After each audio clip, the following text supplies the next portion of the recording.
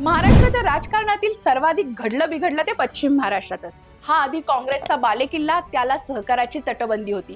या तटबंदीच्या एक एक चिरा शरद पवार यांनी काढायला सुरुवात केली। त्यातला महत्त्वाचा भाग म्हणजे जयंत पाटील।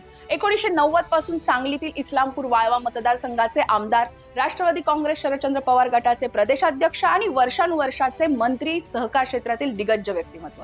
राजकारणाचा आणि सहकाराचा वारसा समर्थपणे पुढे नेणारे जयंत पाटील सध्या राजकारणात फारसे सक्रिय असल्याचे दिसत नाहीये। त्यांच्या पक्षांतराच्या चर्चांच्या बातम्या अधूनमधून येतही असतात, त्यामुळे एकंदरीतच त्यांच्या भविष्यातील वाटचालीबद्दल कुतूहल आहे। राष्ट्रवादी काँग्रेसमध्ये ते अजितदादांच्या खांद्याला खांदा लावून काम करताना दिसत होते, पण पक्षाचे प्रदेशाध्यक्ष झाल्यावर ते सुप्रियाताईंच्या मागे उभे राहताना जास्त दिसले। त्यामुळेच त्यांच्या सध्याच्या राजकीय निष्क्रियतेचा अर्थ काय घ्यायचा, यावरच आज आपण सविस्तर चर्चा करणार आहोत। जयंत पाटील टप्प्यातला कार्यक्रम कधी, आपल्या विश्लेषण वाहिनी या YouTube चॅनलवर।